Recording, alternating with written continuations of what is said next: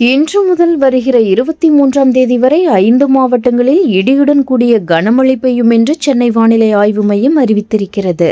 இது தொடர்பாக சென்னை வானிலை ஆய்வு மையம் வெளியிட்டுள்ள செய்திக்குறிப்பில், மேற்கு தொடர்ச்சி மலை மாவட்டங்கள் செங்கல்பட்டு, திருவள்ளூர், காஞ்சிபுரம் மற்றும் சென்னை ஆகிய மாவட்டங்களில் சில இடங்களில் இடிமின்னலுடன் கூடிய பலத்த காற்றுடன் மணிக்கு 40 முதல் 50 கிலோமீட்டர் வேகத்தில் மழை பெய்ய வாய்ப்பிருப்பதாக தெரிவிக்கப்பட்டிருக்கிறது.